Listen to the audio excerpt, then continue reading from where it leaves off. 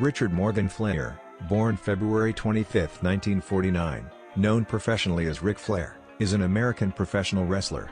Regarded by multiple peers and journalists as the greatest professional wrestler of all time, Flair has had a career spanning close to 50 years. Here are some interesting facts about Ric Flair. He was adopted shortly after he was born in February 1949 in Memphis, Tennessee, and his adoption was arranged by the Tennessee Children's Home Society, an orphanage that was involved in kidnapping babies and offering them up to those looking to adopt.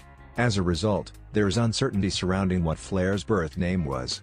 It's believed to be Fred Phillips, but it may also have been Fred Demery or Fred Stewart. Flair was often popular with the crowd due to his in-ring antics, including rule-breaking strutting and his shouting of "woo." Flair got the inspiration from Jerry Lee Lewis' Great Balls of Fire. The "woo" yell has since become a tribute to Flair, and is often shouted by the crowd whenever a wrestler performs a knife-edge chop, one of Flair's signature moves. It is also often shouted by the crowd whenever a wrestler utilizes Flair's figure 4 leg lock finisher.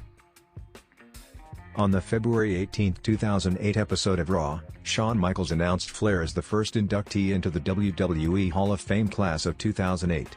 The induction ceremony took place on March 29, 2008, with Triple H inducting him. This made him the first person to be inducted while still an active competitor. Flair has made numerous appearances in television shows. In 1996, Flair, along with other WCW wrestlers, appeared in an episode of Baywatch themselves. In 2013, Flair made an appearance in Stuff You Should Know, in the episode, Bacteriopolis, as Dr. Roland Grayson. In 2014, Flair voiced himself in the animated series, Uncle Grandpa, in the episode, History of Wrestling. In 2011, Flair voiced himself in the animated series, The Cleveland Show, in the episode, BFFs. Flair released his autobiography, To Be the Man, on July 6, 2004. The title is taken from one of his catchphrases, "To be the man, you gotta beat the man." On August 2, 2018, online ticket exchange TickPick released a new commercial video entitled No Extra Flair, which Flair stars in. In September 2007, Flair opened a financial business called Ric Flair Finance. In July 2008, Flair Finance filed for bankruptcy. Highspots Incorporated claimed that Flair had given them the NWA World Heavyweight Championship belt as collateral for the loan. A warrant for Flair's arrest was issued in May 2011 for being held in contempt of court for violating the terms of his settlement with Highspots. If Flair had failed to comply, he could have potentially faced 90 days in jail. On June 25, Highspots released a statement over their official Facebook page stating that someone had paid Flair's debts. Flair has a heart condition called alcoholic cardiomyopathy. Is a disease in which the chronic long-term heavy use of alcohol leads to heart failure.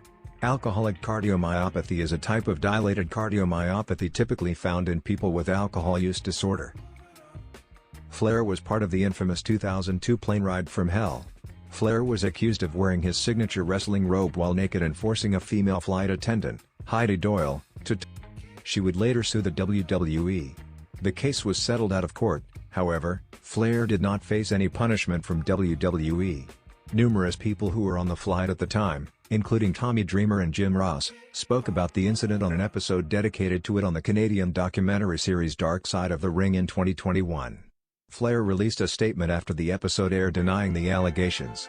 Flair was also removed from the WWE's intro signature afterward. He was voted number 2 in People Online's Most Beautiful People in 1998. He was edged out by Hank the Angry Drunken Dwarf from The Howard Stern, 1994.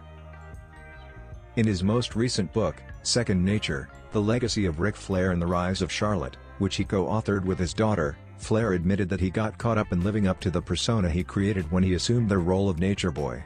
He wrote about how he spent money he didn't necessarily have on non-essential items, like the $10,000 robes he had customized. Many of them weighed up to 50 pounds, and if those same robes were made today, Flair estimates they would cost more than $30,000 each. Thanks for watching. Hope you liked the video. Please subscribe for more videos.